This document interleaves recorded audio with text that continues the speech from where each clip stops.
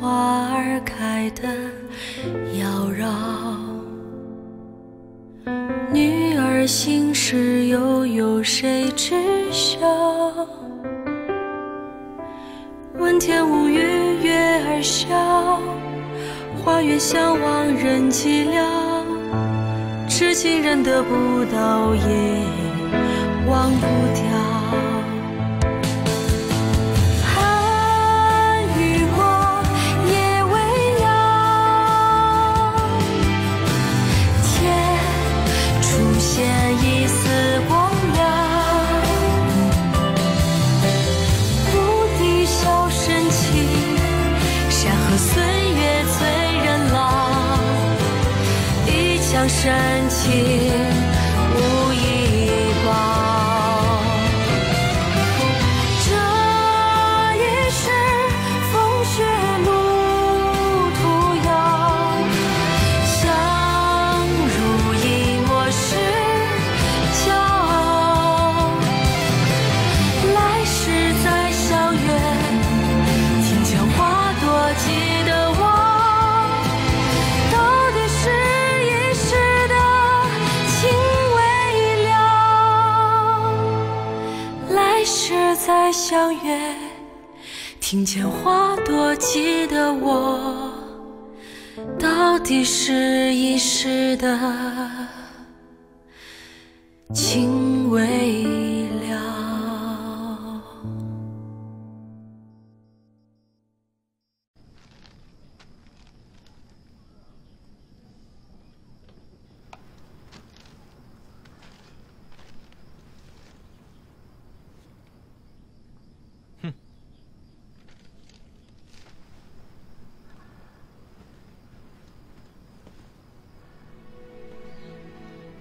不需招标，无需比价，赚多赚少，都由我们说了算。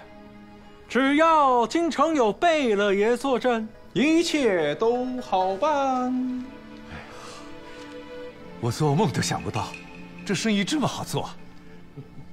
沈老板，以后你有的忙了。好，我必须得再招人手。那就赶紧的。我苦熬半辈子，费尽心力，哪怕是亏本，想要一张订单，却得不到。没想到，现在我要什么，就有什么。沈老板，你现在终于知道势力有多重要了吧？我前半辈子算是白活了。是啊，人只要活着，都是白活。你看，陕西官场的那些大人，多风光啊！可一夜之间，革职的革职，流放的流放，死的死。你说谁不是白活呢？杜老板，说到陕西官场被重新洗牌，有个人是不是被你们漏了？谁呀？赵白石。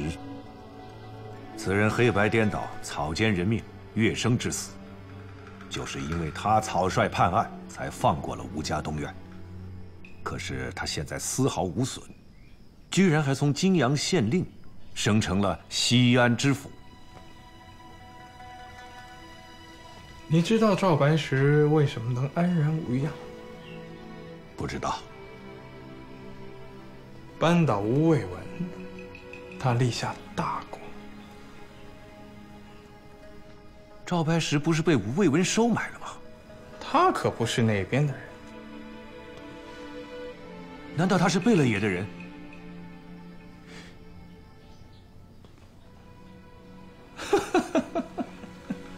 哎，那他到底是哪一边的？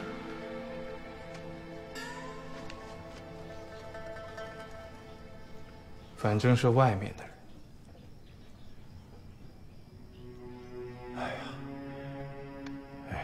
杜老板，以你的精明能干，难道就没有想过为自己谋个一官半职？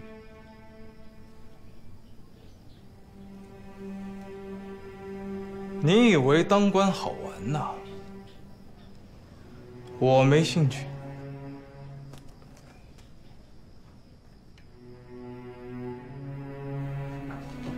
老爷，这是本月的账，您过目。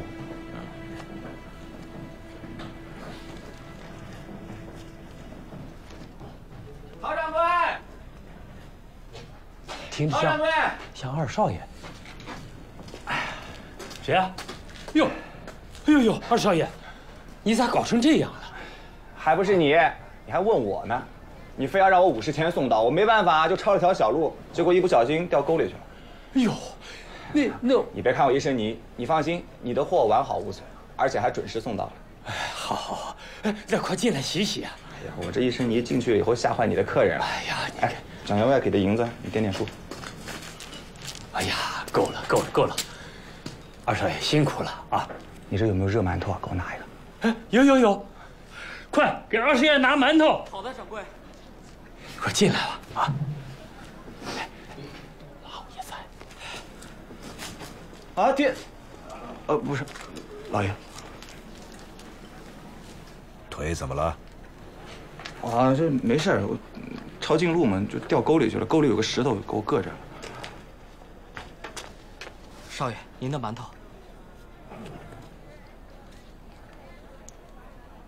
老爷，没什么事儿，我送棉花去了。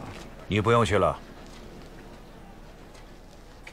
老爷，我保证，我下次绝对不敢再这样了。回去洗洗吧。这段时间药材行缺人，明天你到药材行来打杂吧。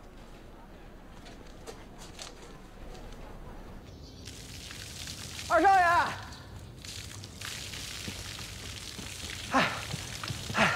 二少爷，四叔回来了。啊？他现在在哪儿啊？他呀，还能在哪儿？少爷，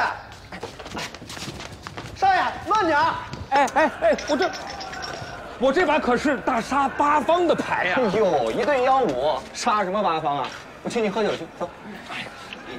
哎呀，好了。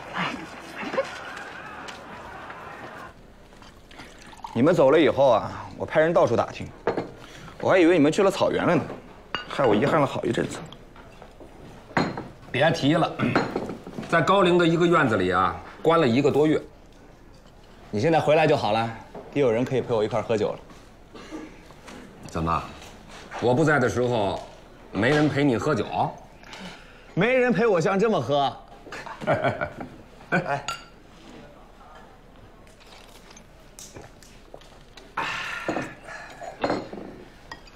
周莹也跟着回来了。就是他非得要回东院，我只有舍命陪君子了。东院都成这样了，他回来干啥？说什么吴聘对他好，吴卫文信任他，所以他非要回来撑起东院。哼，他撑得起来吗？他，还真别说，他现在啊，是如假包换的吴家大当家呢。啊？他当吴家大当家，这怎么也轮不着他吧？还真就是他。他肚子里有吴聘的娃，啊，母以子贵，吴卫文就传位给了他。他有娃了？3个月了，梁大夫摸的，是男娃。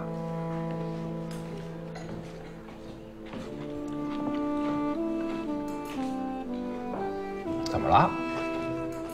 不喝了？啊？你不就是要好好的跟我喝一顿吗？来，哎呦！啊，来。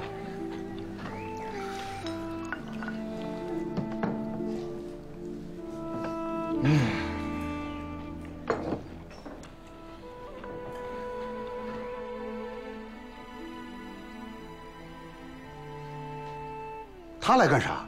没说。哼，莫非还惦记着吴家大当家的位置？这吴家东院都没有了，还有啥吴家大当家的啊？哎，他要是管你借钱，你可千万别答应他。反正我就在这儿，你要是拿不准，就出来问我。哦。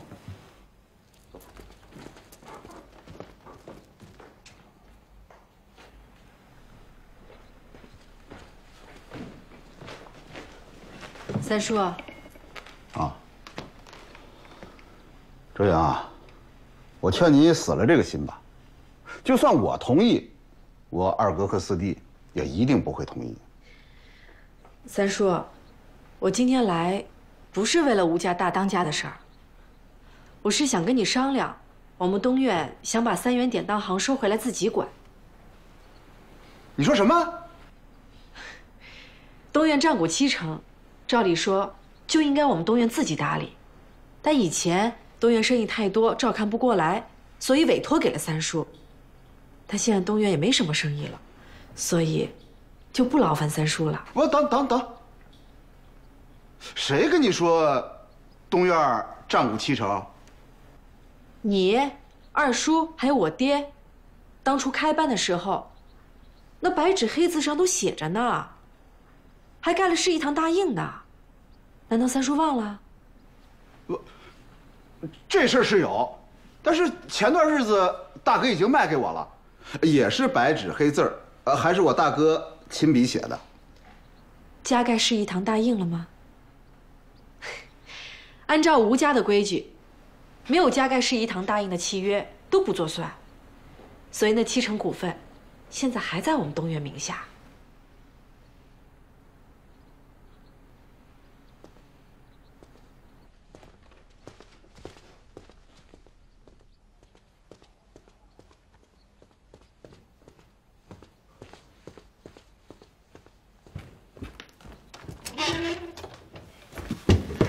跟周莹谈完了，哎，他来做什么呀？哎，你找什么呢？哎呀，这契约上确实没有世义堂的大印啊。我问你话呢。周莹说了，这张契约不算数，那70%股份还归东院。他说3元典当行要收回去，要自己打理。凭什么不算数啊？你大哥签字画押了，怎么能轻易反悔啊？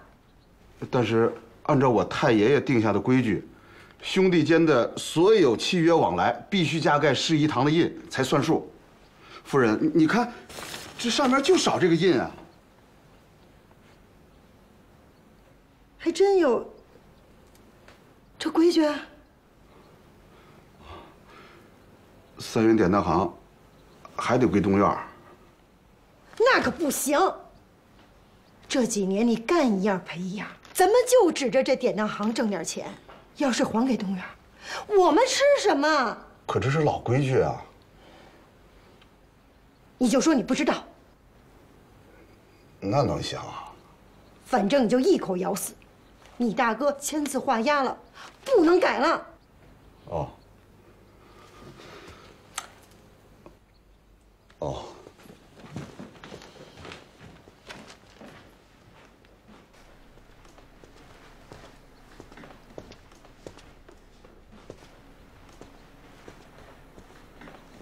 三叔，你找到那契约了吗？的确没有加盖世义堂大印吧？少跟我来这一套！什么世义堂大印？什么规矩？我不知道，没听说过的都不算数。反正3元典当行已经归我们南院了，谁也别想拿走。三爷。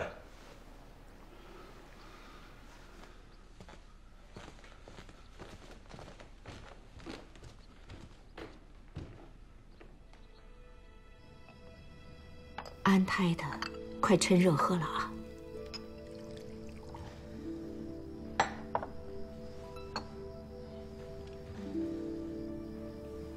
嗯。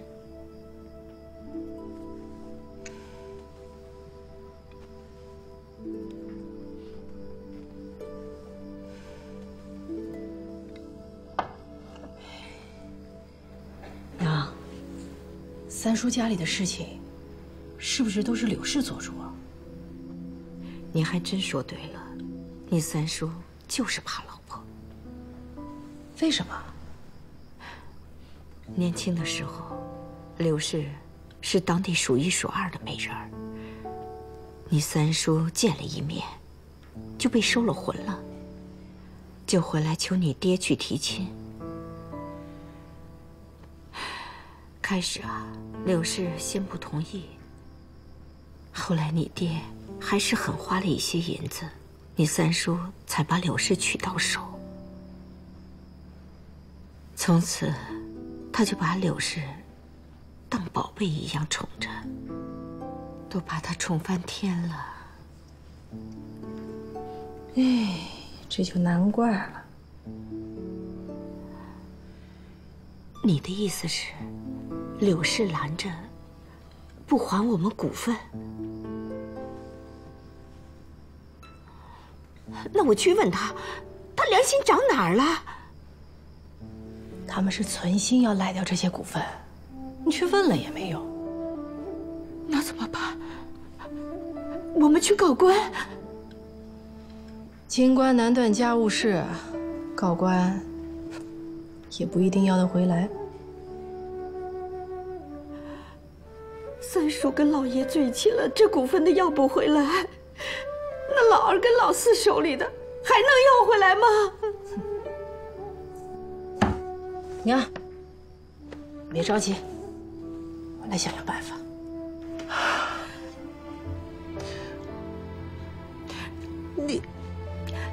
你这是什么姿势？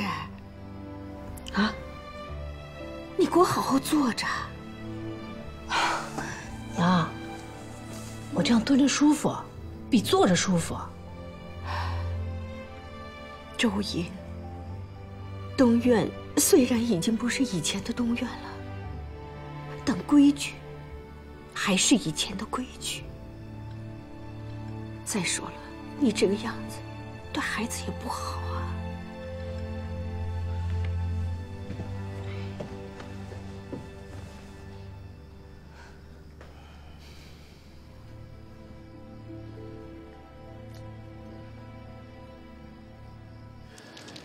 这以前大哥就说过，这笔账一笔勾销，我就觉着不妥。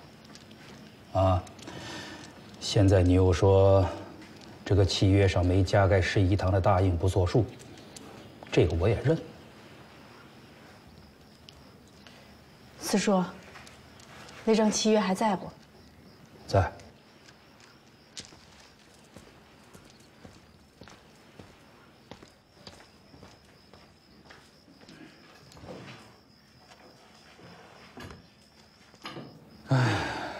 中央，你放心啊，这5000两银子呢，四叔绝不会赖账。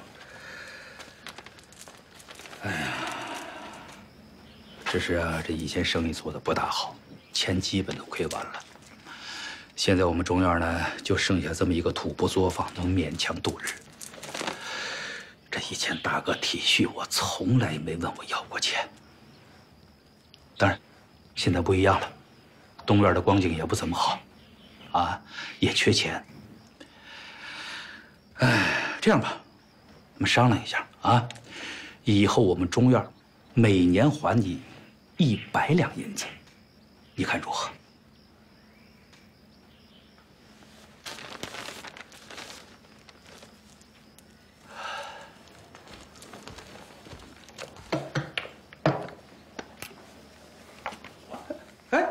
周阳，哎，你把这印盖上，这钱我可就不还了啊！我知道。四叔，情谊比银子可重要多了，是不？那是。周英，你说的没错，吴家的确有这规矩，没有加盖市一堂大印的契约，全部不算数。这契约拿回去吧。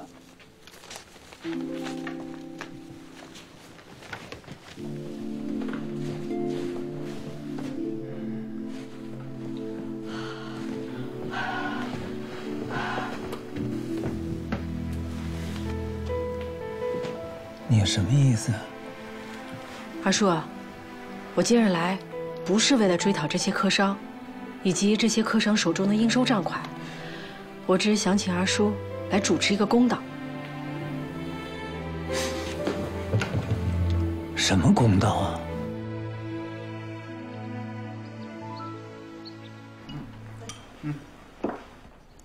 哟，老三、弟妹、老哥、老四，吃饭呢？啊，怎么了？一块儿吃吧。哎，我来。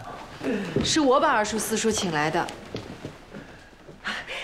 你们来的正好，我家老爷呀，正要把这1000两银子交给你们东院呢，正好你们给我们做个证，以后啊，咱们就两不相欠了。三哥，这银子呢，先不忙着交啊。你也知道，咱们祖上是有规矩的，这任何契约上不加盖市一堂的大印，这都不作数，啊。那就把印盖上去。我不要银子，我只要股份。三哥，那东儿不愿意，就别硬逼着人家东儿把股份卖给你了。可大哥亲口说的呀，1000两银子卖给我，你们咋不听大哥的呀？爹这么说，并不是他的本意，只是权宜之计。大哥一言九鼎，怎会戏言？老三，大哥和我们断绝关系，那是为了保全我们，演给外人和官府看的一出戏而已。现在既然市一堂的大印在此，我看你啊，还是遵从祖上的规矩，别再惦记那7成股份了。这不是，哎呀，这规矩是死的，人是活的，这大活人还能被这规矩给框死啊？弟妹啊，你有何高见呢？我哪有什么高见呀？我就是觉得吧，这么多年都过去了，皇上都换了好几个了，这吴家也散了，这市一堂大印束手束脚的，还不如扔了算了。怎么说话呢？这市一堂的大印可是我们老吴家祖上留下来的，谁要是敢不遵，那就是叛祖逆宗。祖上定下的规矩，谁都不能改。那既然二哥四弟这么说，我也没啥说的。三叔，那我们约个时间交接吧。交接什么呀？三叔已经承认东院占股7成，那作为最大股东，我宣布，从下月起，3元典当行交回东院打理。这账目货品总得交接一下吧？我们南院啊，打理得好好的，我看没这个必要了吧？有这个必要。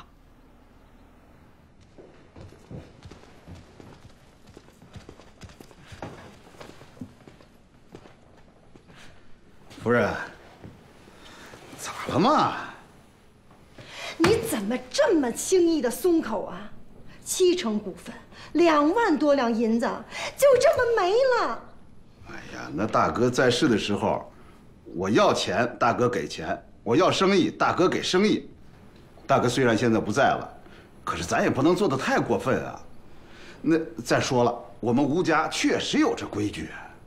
如果是大哥找怎么样，咱们无话可说。就算是盖了印，咱们也还。我就知道你有情有义。你听我说完。可现在明明是你大哥要给，那寡妇要我们还，怎么着？你也是吴家的三叔吧？怎么就让一个小辈的女人说什么就是什么呢？你大哥现在走了，论吴家剩下的人，论排行你是老二，论实力，论威望，你可是老大呀！你怎么能让一个排不上号的寡妇给压住了呀？我还真没想到这一层。我告诉你，今天我们是输了这一招，下一招无论如何也不能输。那经营权，无论如何也不能还回去。可他是大股东，他说换谁就换谁，我没有办法吗？我有办法。娘，怎么样了？哎，总算是把典当行给要回来了。谢天谢地。那老二老四的那几样也要回来了。娘，为了争取二叔和四叔，我擅自做主，把他们手里的契约都盖上示意堂大印了。什么意思啊？都不要了吗？这可都是钱啊！二叔手里也就几个做布的客商，我们的商号都被没收了，要那客商来作甚？那还有应收的账款呢？我让王世军查过了，也就几千两银子。而四叔那边的欠款，你再怎么逼他，他也还不出来，还不如盖个章，通通一笔勾销，送他一个人情，他们才会心甘情愿的帮我把典当行要回来。老二老四也帮了忙，没他们帮忙说话，那三叔能轻易答应？话说回来，现在真正值钱的只有这典当行了。若经营得好，一年能赚上万两银子，到那时，我们东院的生计可就不愁了。但我听说了，典当行自打开启，每年分红最多也只有2000两银子。所以啊，我要回来自己干。你做？现在只有我啦。娘，你先歇着，我还要去跟王世军商量交接的事儿呢。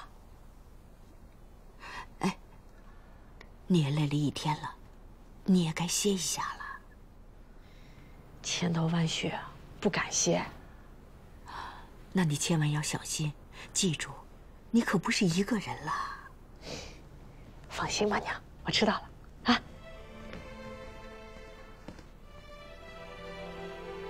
看不出来，我们家少奶奶有点能耐。你们都听到了，她说她要自己做生意，但她是个女人，能行吗？她也没做过呀。我看行。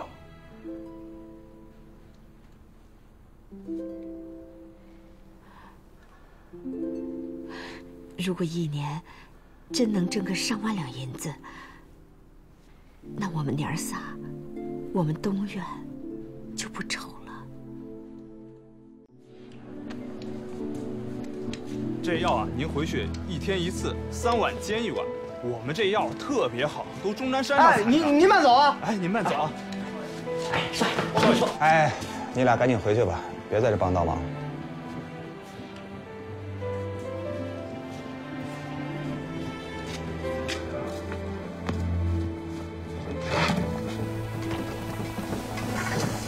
这个加点火，我看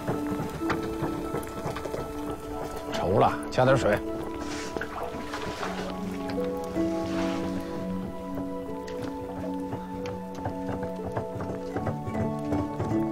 碾碎点啊！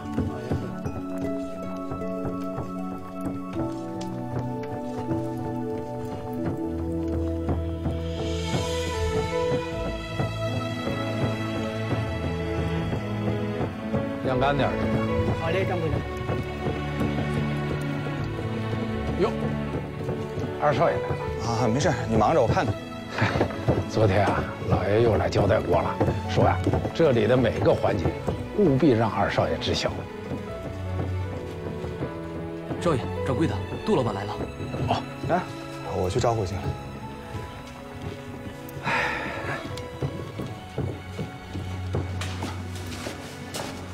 杜老板，哎，这边抓药。二少爷，来，快请坐。哎，你怎么在这儿啊？啊，我爹让我在这帮忙。哦，那太好了。以后给户部报嘉奖令，那肯定是二少爷领衔。要那有什么用啊？用处可大了。以后二少爷若要捐官进爵，那就都好说了。哦，那好啊，要捐我就捐个4品，省得以后看到5品同知我还得低声下气的。难道5品同知敢给二少爷难堪？5品啊，当时他就是仗着自己5品同知的官衔，硬是从我家抢走一个丫头。啊，那现在那丫头在何处呀？可否完璧归赵？哎呦，她进了吴家以后，就跟吴聘成了亲，哪还是什么完璧了呢？没想到现在还有了吴聘的遗腹子，还当上了吴家的大当家。我想这辈子都归不了赵。当真？嗯。二少爷，窦老板，请喝茶。聊闲话，差点把正事给忘了。韩掌柜，现在熬制的膏药是第几批啊？啊，已经第2批了，第1批啊已经运走了。户部又追加了2张膏药订单，要求在9月15之前交货，来得及吗？哦，来倒是来得及，但就不用睡觉了。那就辛苦韩掌柜了。啊，韩掌柜，我陪你熬一个。啊，好，这我就没什么话可说了。这一封是新来的桥，天烛黄中成功了。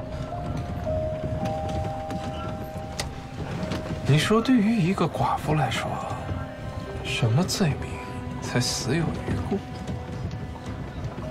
哼，谋杀亲夫。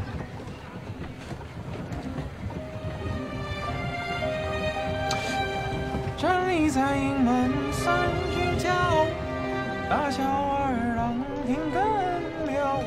大嫂，你看，这是阿胶，这个呢是鹿茸，可名贵了。还有这个，这个是人参，哎，虫草，你看，特别名贵的虫草，这么多。对呀，都是吴玉给你带的。我这趟出门啊，一路上都惦记着我大妈呢，看到好东西啊，就想着给我大妈买回来。这不知不觉的就买了一大堆。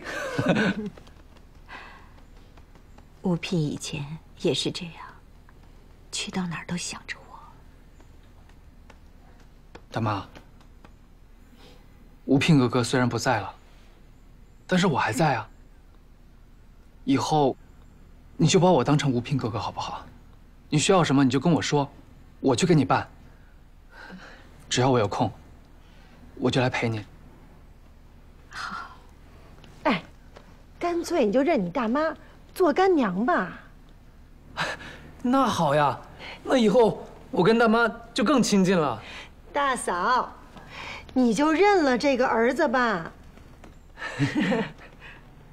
夫人，少奶奶马上要过来了，要不跟少奶奶商量商量？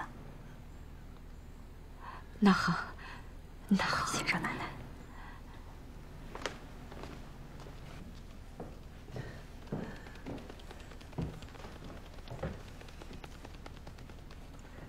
大嫂，这周莹和王世军天天同进同出的，好像挺亲密的。也没啥吧？对，没啥，没啥。春杏儿，少奶奶，春杏儿，少奶奶，春杏儿，少奶奶。哎呀，这个事儿啊，就是娘。哎，我觉得不必多此一举。呀，三婶儿，我这肚子里已经有吴聘的骨肉了，这东院已经有后了，就不劳烦吴玉兄弟了。周莹，我这么提也是心疼你呀。你看，再过几个月你就要临盆了，可千万不能累着。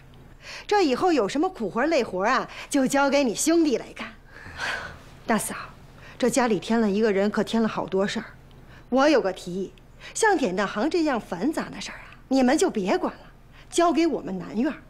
你跟少奶奶呢，腾出时间跟精力，专心专意的照顾这得来不易的大孙子，你看如何？哎呦，三婶儿，我又不是什么大户人家小姐出身，哪有那么娇气？这怀个孩子就不能看账管家了？三婶放心。这3元典当行保证管好，孩子也看好。我是生过孩子的人。哎，对了，三婶儿，还要麻烦三婶儿给三叔带个话。后天初5，我会带着王世军去3元典当行，交接所有账目。啊，娘，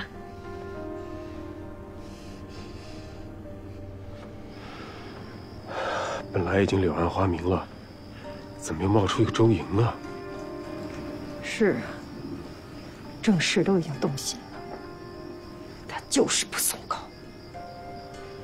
可3元典当行要是收回去，咱们的摇钱树可就没了。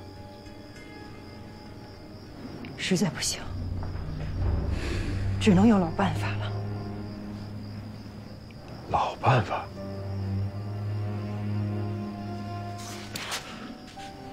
再干一次。不行不行，风险太大了。吴聘死了，到现在都没人怀疑我们，没什么风险。这么短时间死2个人，一定会被怀疑的。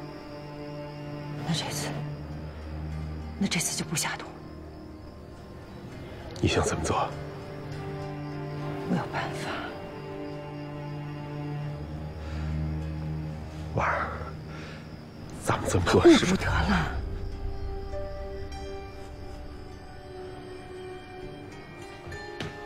老爷，老爷。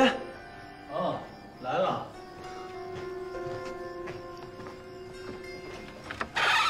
老爷，您的信。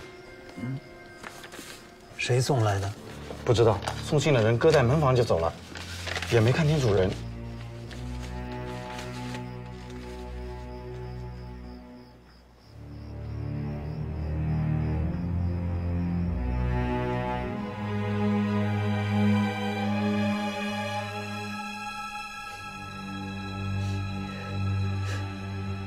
夫人，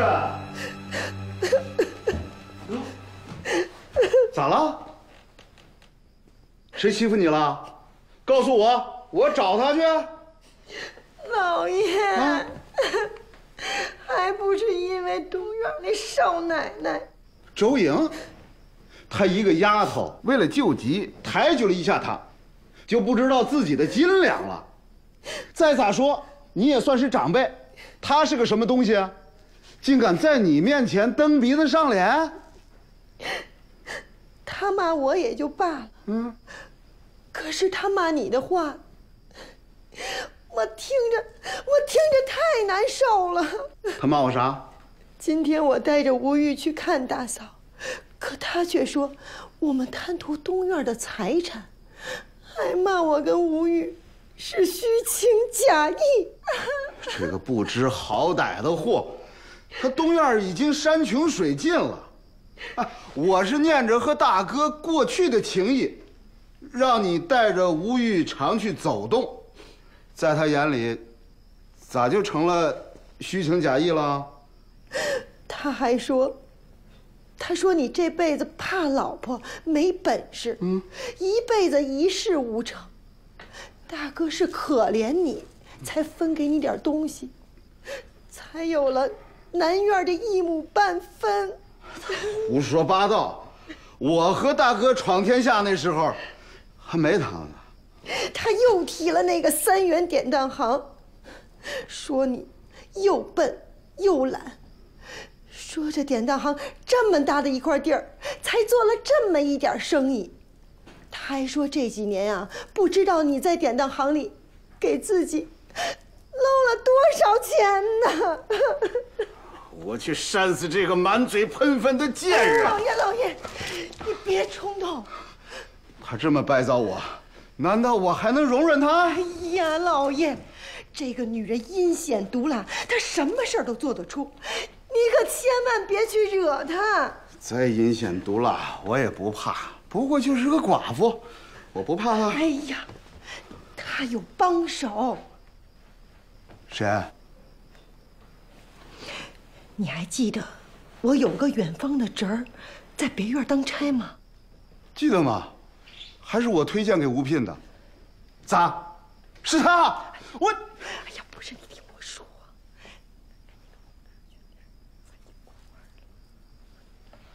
当真？宝来亲眼所见。我去杀了这个女妇！哎呀，老爷，光凭宝来这点证词，谁信呢？你杀了他，你要把自己的身家性命也得赔进去。那就让他逍遥淫荡，继续败坏我们吴家。哎呀，对待这种女人，就得捉贼拿赃，捉奸拿双。咋拿？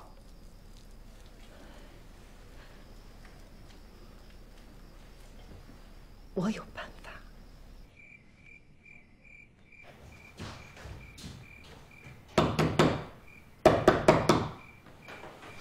谁啊？我是别院的宝来。稍等。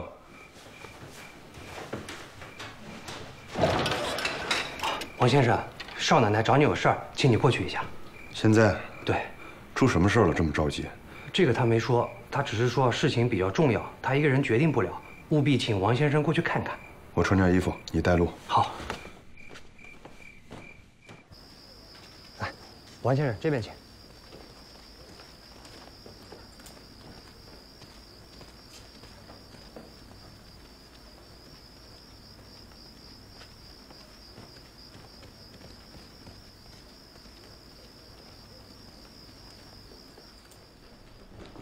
王先生，里面请。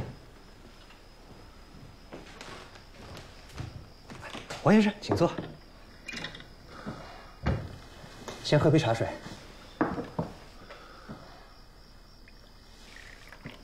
少奶奶让我在这里等她吗？啊，是啊，她和春信马上就过来。请喝茶。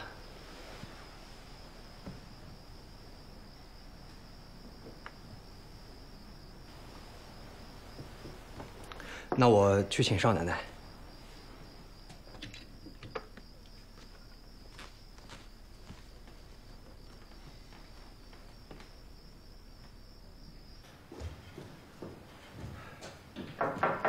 少奶奶，进来。哦。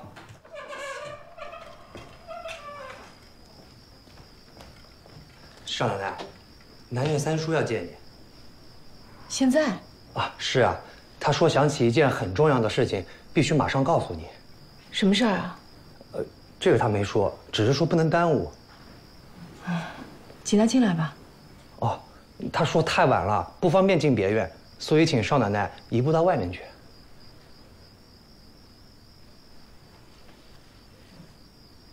春杏呢？春杏姐姐已经睡了，我陪你去吧。行吧。少奶奶请。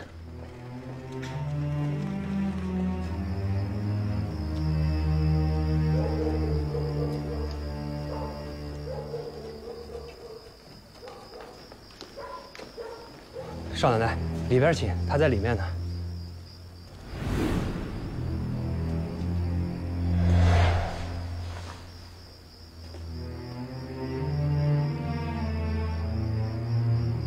少奶奶，您里边请。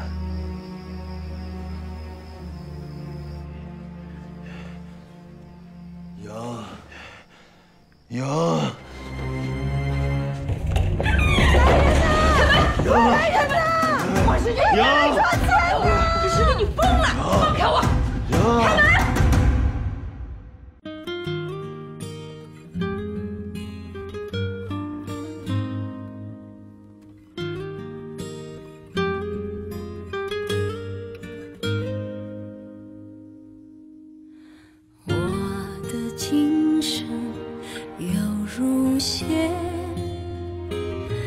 几番缠缠绵绵织成绵，我问思念应从哪边猜，一轮明月升起来，行走在茫茫月光的中间，我不能久留于伤感，待天空云舒寂寥，我发现你从未离开我身边。遥遥相对，满天清辉，再从容看一遍，恍若雨水，忍不住一时凭空以为岁月有痕都在心扉，